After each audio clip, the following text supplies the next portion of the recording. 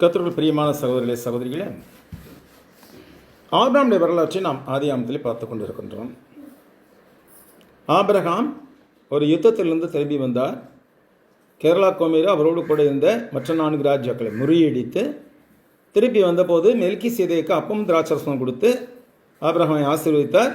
அவருக்கு எல்லாவற்றிலும் தசமபாகம் கொடுத்தார் என்று சொல்லி பார்த்தோம் கடந்த வாரத்தில். இந்த காரியங்கள் நடந்த பின்பு 15ஆம் அதிகாரம் 1 வசனம். இந்த காரியங்கள் நடந்த பின்பு கர்த்தருடைய வார்த்தை ஆபிரகாமுக்கு தரிசனத்தில் உண்டாகி, அவர், ஆபிரகாமே, நீ பயப்படாதே, நான் உனக்கு கேடகமும் உனக்கு மகா பெரிய பலனுமாய் இருக்கிறேன் என்றார். கேடகம் என்று சொல்லுவது, அந்த காலத்தில் போர் வீரர்கள் போகும்போது ஒரு கையிலே வாழ் வைத்திருப்பார்கள், இன்னொரு கையில் கேடகம் வைத்திருப்பார்கள். எதற்காக? எதிரி தாக்குதலை தவிர்ப்பதற்காக. எபேசியரில் சொல்லும்போது கூட சர்வாயுத வர்க்கத்தை பற்றி சொல்லும்போது விசுவாசம் என்னும் கேடகத்தை பிடித்து கொண்டு நில்லுங்கள் என்று சொல்லப்படுகிறது. பிரியமானவர்களே, இந்த கேடகமாய் யார் இருப்பது? ஆபிரகாமுக்கு தேவன் நானே உனக்கு கேடகமாய் இருக்கிறேன் என்று சொல்லுகிறார். அப்போ எந்தவித தாக்குதலும் உன்னை ஒன்றும் செய்யாது, நீ பயப்படாதே. அதே தேவன் இன்றைக்கு நமக்கும் கூட அதே வாக்குத்தத்தத்தை கொடுக்கிறார். உனக்கு நான் பெரிய கேடகமாய் இருக்கிறேன், உனக்கு மகா பெரிய பலனுமாய் இருக்கிறேன் என்று சொல்லுகிறார். பிரியமானவர்களே, இங்கே பார்க்கும்போது ஆபிரகாமே, நீ பயப்படாதே, நான் உனக்கு கேடகமும் உனக்கு மகா பெரிய பலனுமாய் இருக்கிறேன் என்றார். நல்ல ஒரு வார்த்தை தான், என்கரேஜிங்கான வார்த்தை, ஊக்குவிக்கக்கூடிய ஒரு வார்த்தை, தைரியம் ஊட்டக்கூடிய ஒரு வார்த்தை தான். ஆனால் ஆபிரகாம் என்ன நிலைமையில் இருக்கிறாரு? இப்போ தான் யுத்தம் செஞ்சுட்டு வந்திருக்கிறாரு. இவருக்குள்ளாக ஒரு பயம் இருக்கும். நான் 5 ராஜாக்களை முறியடிச்சுட்டு வந்துட்டோம், அவங்க திருப்பி பெரிய பெரிய தரிச்சு நம்மளை அழிச்சிட்டாங்கன்னா என்ன செய்யறது அப்படின்னு பயம் இருந்திருக்கான் அவருடைய இதயத்துக்குள்ள. அது மாத்திரமல்ல, அதோடு கூட அவருக்கு அந்த நாள் வரை பிள்ளையே இல்லாமல் இருந்தது. அடுத்த அதிகாரத்தில் நம்ம பார்க்க போகிறோம். குழந்தை இல்லைங்கிறதுனால சாராள் என்ன செய்தால், தன்னுடைய அனுப்பி பெண்ணாகிய ஆகாரை ஆபிரகாமோடு சேரும்படியாக சொன்னார். அது அடுத்த இதெல்லாம். இப்போ அவருக்கு குழந்தையே இல்லை. கேடகமாக இருக்கிறேன், மகா பெரிய பலனுமாக இருக்கிறேன்னு சொல்கிறாரு. என்ன அவர் கொடுக்க போகிறாரு? அதுதான் கேட்குறாரு. அதுக்கு ஆபிரகாம், கர்த்தராகிய ஆண்டவரே, அடியனுக்கு நீர் என்ன தருவீர்? நான் பிள்ளை இல்லாமல் இருக்கிறேனே. தமஸ்கு ஊரானாகிய இந்த எலியேசர் என் வீட்டு விசாரணை கர்த்தனாக இருக்கிறானே. அந்த நிலைமையில் ஆபிரகாமுக்கு என்ன தோணுது? தன்னுடைய சொத்துக்கள், தன்னுடைய பரிவாரங்கள் எல்லாத்தையும் ஆளுவதற்கு ஒரு பிள்ளை இல்லை. அப்போ உண்மையும் உத்தமமான ஒரு வேலைக்காரன் இருக்கான் எலியேசர், அவன் கையில் எல்லாத்தையும் உடைச்சிட்டு போயிடலாம் அப்படின்னு நினச்சிட்டு இருக்கான் ஆபிரகாம். அப்போ அதைத்தான் சொல்கிறார் அவர், நான் பிள்ளை இல்லாமல் இருக்கிறேனே, தமஸ்கு ஊரானாகி இந்த எலியேசர் என் வீட்டு விசாரணை கர்த்தனாக இருக்கிறானே அப்படிங்கிறான். ஆனால் தேவன் அதுக்கு என்ன பதில் சொல்கிறாரு? என்ன திருப்பி கேட்குறாரு. பின்னும் ஆபிரகாம், தேவரீன் எனக்கு புத்திர சந்தானம் வரவில்லை, இதை என் வீட்டில் பிறந்த பிள்ளை எனக்கு சுதந்திரவாளியாக இருக்கிறான் என்றார். யாரை சொல்கிறார் அவர் வீட்டில் பிறந்த பிள்ளைன்ட்டு? எலியேசரை. எலியேசர் தமஸ்கு ஊரான், அவங்க அப்பா தமஸ்கு ஊரானாக இருக்கலாம். அவர் அந்த வீட்டில் பிறந்த பிள்ளையாக இருந்தான் எலியேசர். அதனால் அவனை சுதந்திரவாளியாக இருக்கிறான்னு சொல்கிறார். ஆனால் கர்த்தர் என்ன பதில் சொல்கிறார் பாருங்க. அப்பொழுது கர்த்தருடைய வார்த்தை அவனுக்கு உண்டாகி, இவன் உனக்கு சுதந்திரவாளி இல்லை, உன் கர்ப்ப பிறப்பாக இருப்பவனே உனக்கு சுதந்திரவாளியாவான் என்று சொன்னார். எப்படி இவன் போய் எப்படி உனக்கு சுதந்திரவாளியாக இருக்க முடியும்? சொத்துக்கள், பணங்கள் இதெல்லாம் இருந்ததென்றால் 1000 பேர்கிட்ட பழகிட்டு இருப்போம், நம்ம நெருக்கமாக கூட பழகிக்கிட்டு இருப்போம். ஆனால் யாருக்கு தான் சொத்தை எழுதி வைப்போம்? நம்ம ரத்தத்துக்கு தான் எழுதி வைப்போம் இல்லையா? நம்ம வீட்டில் பிறந்த நம்முடைய பிள்ளைகளுக்கு தான் எழுதி வைப்போம். அப்போ இங்கே என்ன சொல்கிறாரு? உனக்கு சுதந்திரவாளி இவன் அல்ல, இவன் எலியேசர். யாரு? தமஸ்கு ஊரான். தமஸ்கு சேர்ந்து சிரியா தேசத்தை சேர்ந்த தமஸ்கு ஊரான். அந்த தமஸ்கு ஊரான் எலியேசர் உனக்கு சுதந்திரவாளியாக இருக்க மாட்டான். மாறாக உன் கர்ப்ப பிறப்பாக இருப்பவனே அடிக்கிற பேசாம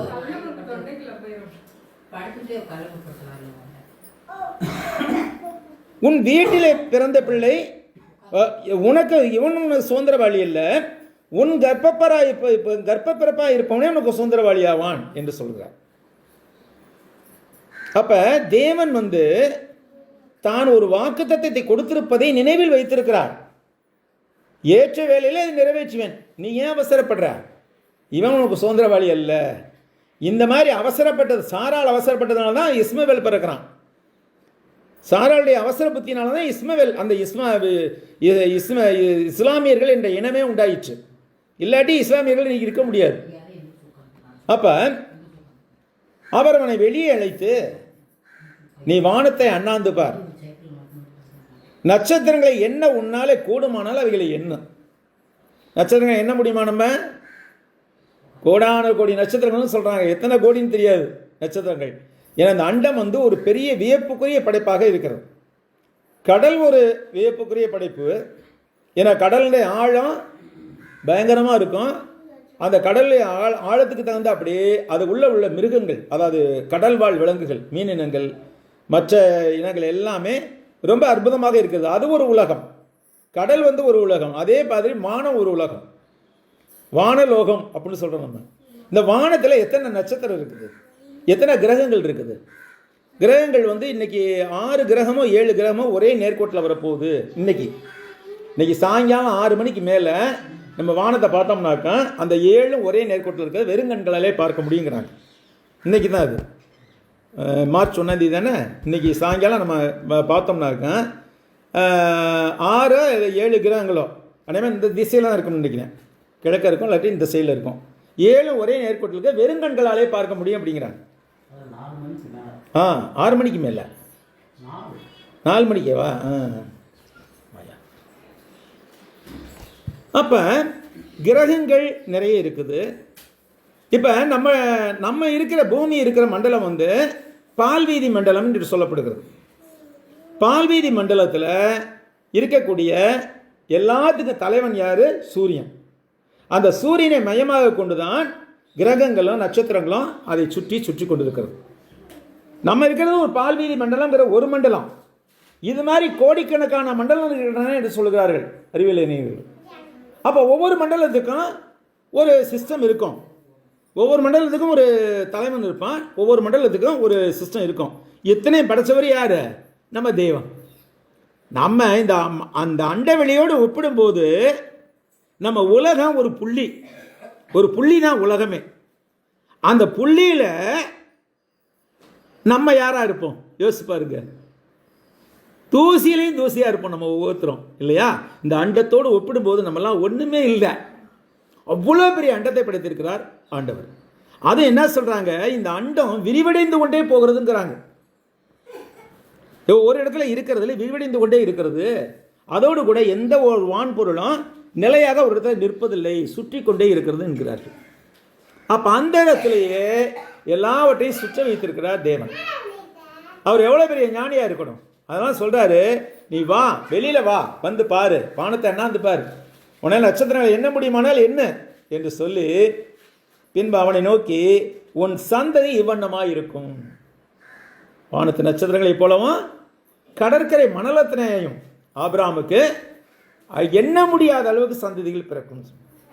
இக்காலத்திலே ஒரு காலத்தில் தாவீது ஜனங்களை எண்ணி கணக்கிடலாம்னு சொல்லும்போது நாத்தான் தீர்க்கதரிசி சொல்லுவார், எதுக்கு இந்த வெட்டி வேலை செய்கிற?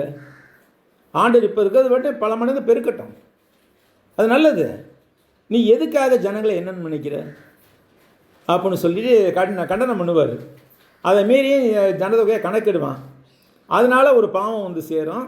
அந்த பாவத்திற்காக மக்களையும் பழிவாங்குவார், தாவீது ராஜாவையும் பழிவாங்குவார். இந்த பழிவாங்குதல் முடிவிலே தான் அர்பனாவின் களத்தில் அந்த கர்த்தருடைய தூதனுடைய பட்டயம் நிற்கும். அந்த இடத்த வாங்கி தாவீது தேவனுக்கு ஆலயம் கட்டலாம் அப்படின்னு பிளான் பண்ணுவார். பிரியமானவர்களே, இந்த உலகத்தில் இருக்கிற ஒவ்வொரு ராஜ்யமுமே தங்களை மக்கள் தொகையை கணக்கெடுக்கிறார்கள். நாமும் கூட கணக்கு எடுத்துக்கொண்டு தான் இருந்தோம். இப்போ 2 முறை கணக்கெடுத்தல் நின்று போயிடுச்சு.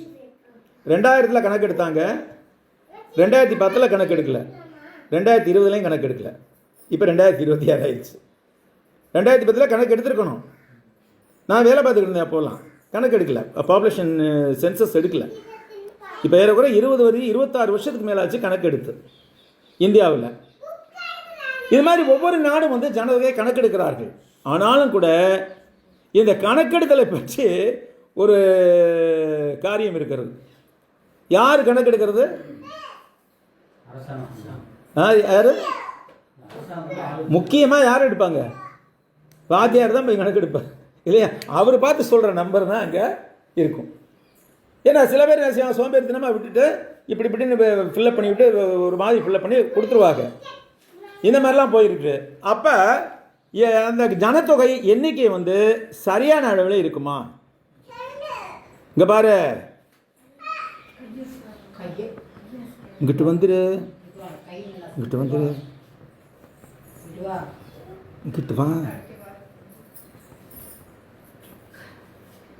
உட்கார் உட்கார். அப்போ ஜனத்தொகை கணக்கெடுப்பு என்பது ஒரு அப்ராக்சிமேஷன் தான், அக்யூரேட்டாக யாரும் எடுக்கிறது கிடையாது. ஆனால் இப்போ பார்க்குறேன், காந்திகிராம பக்கத்தில் அந்த போர்டு இருக்கு இல்லையா, நான் கூட சொல்லுவேன் பிரதத்தை, அதில் ஒவ்வொரு வினாடிக்கு எத்தனை பேர் கூடிக்கிட்டு இருக்காங்க அப்படிங்கிறது ஒரு சொல்லுது. இதுவுமே ஒரு அப்ராக்சிமேஷன் தான், அக்யூரேட்டாக சொல்ல முடியாது.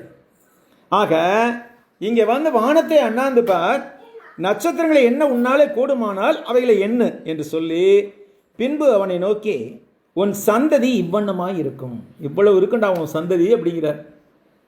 உன்னால் நட்சத்திரங்கள் எப்படி எண்ண முடியாதோ அந்த மாதிரி உன்னுடைய சந்ததி எண்ண முடியாத அளவுக்கு எண்ணிக்கை இருக்கும் அப்படிங்கிறார். அவன் கர்த்தரை விசுவாசித்தான், அதை அவர் அவனுக்கு நீதியாக எண்ணினார். ஆபிரகாம் கர்த்தரை விசுவாசித்தார், அவருடைய விசுவாசத்தை கர்த்தர் அவருக்கு நீதியாக எண்ணினார். ஆனால் அந்த விசுவாசம் ஒரே நேர்கோட்டில் உயர்ந்து கொண்டே போகிற விசுவாசம் அல்ல. ஒரே மாதிரி நேராக போயிட்டே இருக்கல அந்த விசுவாசம். சில சமயங்களில் அவர் தடுமாறினார், சில சமயங்களில் விழுந்து போனார், அப்புறம் திருப்பி எழுந்துருச்சு. இப்பெல்லாம் பல சந்தர்ப்பங்களை ஆபிரகாமுடைய வாழ்க்கையில் காண முடியும். ஆனாலும் கூட கர்த்தர் மேல் அவருக்கு உறுதியான விசுவாசம் இருந்தது. விசுவாசம் அலைவுபடும், அது வேற. ஆனால் விசுவாசம் இருந்தது அவரிடத்துல. அந்த விசுவாசத்தை கர்த்தர் அவருக்கு நீதியாக எண்ணினார். எப்படி நீதியாக எண்ணினார்? இப்போ நாம செய்த பாவங்களை எல்லாம் கர்த்தர் மேல் கர்த்தருடைய கணக்கிலே வர வைத்து விட்டார் தேவன். அவருடைய நீதியை நம்முடைய கணக்கிலே வர வைத்து விட்டார். அந்த கணக்கில் வரவு வைக்கிறது அப்படிங்கிறது பேங்கிங் வேர்டு இல்லையா? வரவு வைக்கிற கிரெடிட் அப்படின்னு சொல்கிறோம், கிரெடிட்டட் அப்படின்னு. நம்மளுக்கு பணம் கிரெடிட் ஆயிடுச்சான்னு கேட்குறாங்க. பணம் கிரெடிட் ஆயிடுச்சான்னு, பணம் வரவு வச்சாச்சா அப்படின்னு கேட்குறாங்க இல்லையா? அது மாதிரி நம்முடைய பாவங்களை எல்லாம் தேவன் இயேசுவின் கணக்கிலே வர வைத்து விட்டார். அவருடைய நீதியை நம்முடைய கணக்கிலே வர வைத்து விட்டார். இப்படி தான் தேவ நீதியை அவர் நிறைவேற்றினார். அப்போ இங்கே பார்க்கும்போது ஆபிரகாம் கர்த்தரை விசுவாசித்தார், அதை அவருக்கு நீதியாக எண்ணினார். இருந்தாலும் விசுவாசத்தை பற்றி சொல்லுகின்ற போது எபிரேயர் 12ஆம் அதிகாரம் முதல் வசனத்தை வாசிப்போம். நிச்சயமாக அதை வாசிக்காமல் நம்ம கடந்து போக முடியாது. ஆகையால் மேகம் போன்ற இத்தனை திரளான சாட்சிகள் நம்மை சூழ்ந்து கொண்டிருக்க பாரமான யாவற்றையும் நம்மை சுற்றி நெருக்கி நிற்கிற பாவத்தையும் தள்ளிவிட்டு விசுவாசத்தை துவக்குகிறவரும் முடிக்கிறவருமாயிருக்கிற இயேசுவை நோக்கி நமக்கு நியமித்திருக்கிற ஓட்டத்தில் பொறுமையோட ஓடக்கடவும். விசுவாசத்தை துவக்கிறவரும் முடிக்கிறவரும் யாருங்க? இயேசு கிறிஸ்து. அப்ப விசுவாசத்தை முடிக்கிறவரும் விசுவாசத்தை துவக்கிறவரும் முடிக்கிறவரும் இயேசுவை நோக்கி நமக்கு நியமித்திருக்கிற ஓட்டத்தில் பொறுமையோடு ஓடணும். அப்படி ஓடுறதுக்கு முன்னாடி என்ன செய்யணுமா? பாரமான யாவற்றையும் நம்மை சுற்றி நெருக்கி நிற்கிற பாவத்தையும் தள்ளிவிட்டு. எதெல்லாம் நமக்கு பாரமாக இருக்குன்னு தோன்றோமோ இந்த உலகத்தில், குடும்ப வாழ்க்கையில், மற்ற சமூக வாழ்க்கையில் எதெல்லாம் நமக்கு பாரமாக இருக்குன்னு நினைக்கிறோமோ அந்த பாரத்தெல்லாம் விட்டுறணுமா. பாரமான யாவற்றையும் தள்ளிவிடணும். திருவள்ளுவர் கூட ஒரு குறளில் சொல்லியிருக்கிறார், யாதனின் யாதனின் நீங்கியான் நோதல் அதனின் அதனின் இளன். அப்படின்னா என்ன அர்த்தம்? எதெல்லாம் விட்டு நம்ம நீங்கி இருக்கிறோமோ, தள்ளி இருக்கிறோமோ, அதனாலெல்லாம் வரக்கூடிய துன்பங்கள் நமக்கு வராது அப்படிங்கிறார். ரொம்ப உண்மையான வார்த்தை அது. நம்மளே போய் வம்பிழுத்து துன்பத்தை இழுத்துக்கிற மாதிரி அது. எதையெல்லாம் விட்டு நீங்கி இருக்கிறோமோ அதனால் வர துன்பங்கள்லாம் நமக்கு இருக்காது. மன சலனம் இல்லாமல் அமைதியாக இருக்கும், பதட்டம் இருக்காது வாழ்க்கையில். அப்போ இங்கே பாரமான யாவற்றையும் நம்மை சுற்றி நெருங்கி நிற்கிற பாவத்தையும் தள்ளிவிட்டு, பாரத்தையும் தள்ளிடணும், பாவத்தையும் தள்ளிடணும். தள்ளிட்டு இயேசுவை நோக்கி, இயேசு எப்படிப்பட்டவர்? நம்ம விசுவாசத்தை துவங்குறோம் அவர் தான், அந்த விசுவாசத்தை பரலோகத்திலே முடித்து வைக்கிறவரும் அவர் தான். அப்போ நம்மை நெருங்கி இருக்கிற பாரத்தையும், நம்மை நெருக்குகிற பாரத்தையும், நம்மை சுற்றி நெருங்கி நிற்கின்ற பாவத்தையும் தள்ளிவிட்டு விசுவாசத்தை தூக்கிறோம் முடிக்கிறவராக இயேசுவை நோக்கி நமக்கு நியமித்திருக்கிற ஓட்டத்தில் பொறுமையோட ஓட்டம். நமக்கு என்ன ஓட்டம் நியமிக்கப்பட்டுள்ளது? கிறிஸ்தவ ஓட்டம், விசுவாச ஓட்டம் இல்லையா? நமக்கு நியமிக்கப்பட்ட ஓட்டம் அதுதான். கிறிஸ்தவர்களுக்கு நியமிக்கப்பட்ட ஓட்டம் விசுவாச ஓட்டம். இந்த உலகத்தில் வாழ்கின்ற காலம் முழுவதும் கர்த்தர் எனக்கு கேடகமாக இருக்கிறார், கர்த்தர் எனக்கு மகா பெரிய பலனாக இருக்கிறார் என்று சொல்லி முழு விசுவாசத்தை கர்த்தர் மேல் வைத்து நான் விசுவாச ஓட்டத்தை ஓட வேண்டும். இது ரொம்ப ரொம்ப பார்க்கறதுக்கு சிரமமானத காரியமாக தான் தெரியும். ஆனால் பழகிட்டா ரொம்ப சுலபமாயிரும். கர்த்தர் என்னை கவனித்துக் கொள்வார், கர்த்தர் எல்லாவற்றிலையும் எனக்கு போதுமானவராக இருக்கிறார் என்ற முழுமையான விசுவாசம் நமக்குள்ளாக இருக்க வேண்டும். அடுத்து நம்ம பார்க்கும்போது இந்த விசுவாசம் ஒரு ஈவாகத்தான் நமக்கு கொடுக்கப்பட்டது.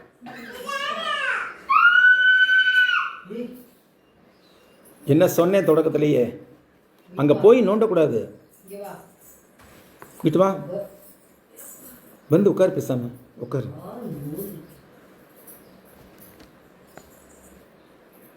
கர்த்தரை விசுவாசித்தான், அதை அவனுக்கு நீதியாக எண்ணினார். அந்த விசுவாசம் தேவனாலே நமக்கு தரப்பட்ட ஈவாக இருக்கிறது.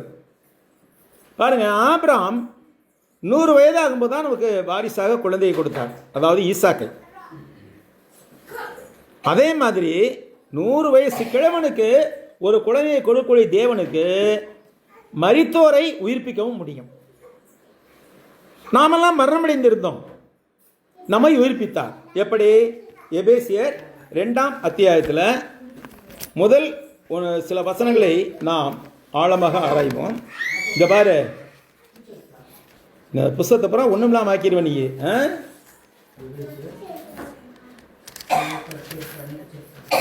எபேசியர் 2ல் முதல் 9 வசனங்கள் பாருங்க. அக்கிரமங்களினாலும் பாவங்களினாலும் மரித்தவர்களாய் இருந்த உங்களை உயிர்ப்பித்தார். அக்கிரமங்களாலும் பாவங்களினாலும் மரித்தவர்களாய் இருந்தோம், நம்மை அவர் உயிர்ப்பித்தார்.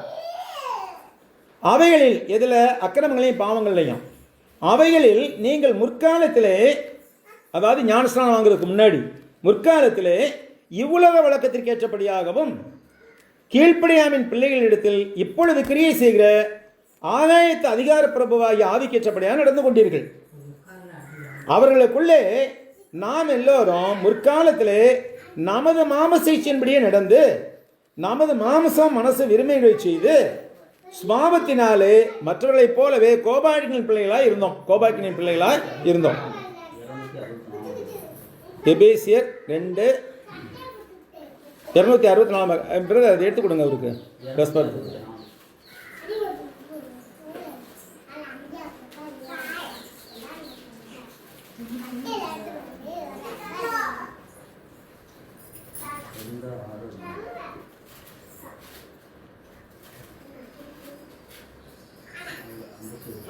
ரெண்டாம் அதிகாரம் முதல் வசனத்திலிருந்து திருப்பி வாசிக்கலாம்.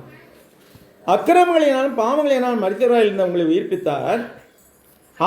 எவைகளில் அக்கிரமங்களிலும் பாவங்களிலும் நீங்கள் முற்காலத்தில் இவ்வுலக வழக்கத்திற்கு ஏற்றபடியாகவும் கீழ்ப்படியாமின் பிள்ளைகளிடத்தில் இப்பொழுது கிரியை செய்கிற ஆகாயத்து அதிகார பிரபுவாகிய ஆவிக்கேற்றபடியாக நடந்து கொண்டீர்கள். அவர்களுக்குள்ளே நாம் எல்லாரும் முற்காலத்திலே நமது மாமசேச்சின்படியே நடந்து நமது மாமிசமும் மனசும் விரும்பிகளை செய்து சுபாவத்திலே மற்றவர்களைப் போல கோபாக்கின் பிள்ளைகளாய் இருந்தோம். தேவனோ இரக்கத்தில் ஐஸ்வர்யம் உள்ளவராய் நம்மில் அன்பு கூர்ந்த தம்முடைய மிகுந்த அன்பினாலே, நல்லா கவனிங்க, நம்மில் அன்பு கூர்ந்த அவருடைய மிகுந்த அன்பினாலே அக்கிரமங்களில் மரித்தவராய் இந்த நம்மை கிறிஸ்துவனை கூட உயிர்ப்பித்தார். கிருபையினாலே ரட்சிக்கப்பட்டீர்கள். கிறிஸ்து இயேசுவுக்குள் அவர் நம்மிடத்தில் வைத்த தயவினாலே தம்முடைய கிருபையின் மகா மேன்மையான ஐஸ்வர்யத்தை வருங்காலங்களில் விளங்கச் செய்வதற்காக கிறிஸ்து இயேசுவுக்குள் நம்மை அவரோட கூட எழுப்பி உன்னதங்களிலே அவரோட கூட உட்காரவும் செய்தார். நம்ம உட்கார்ந்துருக்க இடம் எப்படிப்பட்ட இடங்க? மகிமையான இடம். தேவனோட அமர்ந்திருக்கிறோம். அப்ப தேவனோட அமர்ந்திருக்கிற அந்த பாக்கியத்தை நாம் விட்டுவிடக்கூடாது. இந்த உலகத்திலே நமக்கு ஒரு மகிமையை, மாட்சிமையை, மகா உன்னதமான ஒரு இடத்தை தேவன் கொடுத்திருக்கிறார். அந்த இடத்தை நாம் விட்டுவிடக்கூடாது. ஏன்னாக்கா கிருபையினாலே விசுவாசத்தை கொண்டு ரட்சிக்கப்பட்டீர்கள். இது உங்களால் உண்டானதல்ல, தேவனுடைய ஈவு. ஒருவரும் பெருமை பாராட்டாதபடிக்கு இது கிருபையினால் கிரியையினால் உண்டாகவில்லை. ஏனெனில் நற்கிரியை செய்வதற்கு நாம் இயேசு கிறிஸ்துவுக்குள் சிருஷ்டிக்கப்பட்டு தேவனுடைய செய்கையாக இருக்கிறோம். அவைகளில் நாம் நடக்கும்படி அவர் அவைகளை முன்னதாக ஆயத்தம் பண்ணியிருக்கிறார். பிரியமானவர்களே, இவ்வளோ பெரிய பாக்கியத்தை தேவன் நமக்கு கொடுத்திருக்கிறார். எனவே இந்த பாக்கியத்தை இழந்து போகாமல் இருக்கும்படி நாம் எச்சரிக்கையாக இருக்க வேண்டும். அடுத்து நம்ம ஆதியாகமத்துக்கு வர்றோம். 7-8 வசனம் பாருங்க. பின்னும் அவர் அவனை நோக்கி, இந்த தேசத்தை உனக்கு சுதந்திரமாக கொடுக்கும் பொருட்டு உன்னை ஊர் என்கிற கல்தேயருடைய பட்டணத்திலிருந்து அழைத்து வந்த கர்த்தர் நானே என்றார். எங்க சொல்றாரு பாருங்க, தொடக்கத்தை சொல்றாரு. கல்தேயர் பட்டணம் ஊர்ல இருந்துச்சு. ஊர்ல இருந்து அப்புறம் ஆரானுக்கு போனார். மேல திருப்பி ஆரான் வந்து கானானுக்கு வந்தார். அப்ப ஊர் என்ற கல்தேயர் பட்டணத்திலிருந்து உன்னை அழைத்த கர்த்தர் நானே அப்படிங்கிற தன்னை அடையாளப்படுத்துகிறார் கர்த்தர். அதற்கு அவன் ஆபிராம். அதற்கு அவன், கர்த்தராய ஆண்டவரே, நான் அதை சுதந்திரித்துக் கொள்வேன் என்று எதனாலே அறிவேன் என்றார். நான் இந்த தேசம் முழுவதையும் நான் சுதந்திரித்துக் கொள்வேன் என்று சொல்லுகிறீரே, அதுக்கு என்ன அடையாளம்? நான் எப்படி இதை சுதந்திரித்துக் கொள்வேன் அப்படின்னு கேட்கிறார். யாரு? ஆபிராம். யார்கிட்ட கேட்கிறாரு? தேவன்கிட்ட என்ன கேட்கிறாரு? அடையாளம் கேட்கிறார். இந்த அடையாளத்தை நாடுவதுங்கிறது எபிரேயர்களுடைய ஜீன்லேயே ஊறி போன ஒரு காரியம். யூதர்களுடைய ஜீன்லேயே ஊறி போன ஒரு காரியம். அதான் பவுல் கூட ஒரு இடத்துல எழுதுவார். யூதர்கள் அடையாளத்தை தேடுகிறார்கள், கிரேக்கர்கள் ஞானத்தை தேடுகிறார்கள். ஆனால் நாங்களோ சிலுவையில் 2 மேசியாவே அறிவிக்கிறோம்னு சொல்லுவார். ரொம்ப சிம்பிளாக சொல்லுவார். யூதர்கள் அடையாளத்தை தேடுகிறார்கள், கிரேக்கர்கள் ஞானத்தை தேடுகிறார்கள். இங்கே அவருக்கு அடையாளம் என்ன கொடுத்தார் கர்த்தர் அப்படிங்கிறத பார்க்கும்போது இங்கே ஒரு உடன்படிக்கை விழா கொண்டாடப்படுகிறது. யாரும் கொண்டாடுறாங்க? ஆபிரகாமும் தேவனும். ஆபிரகாம் தேவனும் தான் கொண்டாடுறாங்க. என்ன விழா கொண்டாடுறாங்கன்னு பார்ப்போம். அதற்கு அவர் 3 வயது கிடாரியையும் 3 வயது வெள்ளாட்டையும் 3 வயது ஆட்டுக்கடாவையும் ஒரு காட்டு புறாவையும் ஒரு புறா குஞ்சையும் என்னிடத்தில் கொண்டு வா என்றார். அவன் அவைகள் எல்லாவற்றையும் அவரிடத்தில் கொண்டு வந்து அவைகளை நடுவாக துண்டித்து துண்டங்களை ஒன்று கொண்டு எதிராக வைத்தான். பட்சிகளை அவன் துண்டிக்கவில்லை. பறவைகள் அந்த உடலின் மேல் இறங்கின. அவைகளை ஆபிராம் துரத்தினான். சூரியன் அஸ்தமிக்கும் போது ஆபிராமுக்கு அயர்ந்த நித்திரை வந்தது. திகிலும் காரிருளும் அவனை மூடிக்கொண்டது. அப்ப இந்த குறிப்பிட்ட ஒரு காரியம் அங்கே நடைபெறுகிறது. ஆபிரகாமுக்கு தேவன் ஒரு அறிவுறுத்தல் கொடுக்கிறார். நீ என்னென்ன கொண்டு வரணும் அப்படிங்கிறது. 3 வயதான ஒரு பசுமாடு, கிடாரினா பசுமாடு, 3 வயது வெள்ளாடு, 3 வயது ஆட்டுக்கடா, இந்த 3ஐயும் கொண்டு வா. அதோட ஒரு காட்டு புறாவையும் ஒரு புறா கொஞ்சம் கொண்டு வா. இத்தனையும் பலிப்பொருளாக கொண்டு வரணுங்கிறார். அப்போ அதை வச்சு என்ன செய்கிறாங்க, தேவன் என்ன வாக்குறுதி கொடுக்கிறார் என்பதை குறித்து நாம் அடுத்த வாரத்தில் பார்ப்போம். கர்த்தருக்கு சித்தமானால். ஏன்னா என்னுடைய விளக்கம் விரிவாக இருக்கிறது. அதை இப்போ நம்ம பார்க்க முடியாது. நாம் அடுத்த வாரத்தில் இது விளக்கமாக பார்ப்போம். கர்த்தர் தாமே நம்ம ஆசீர்வதிப்பார்.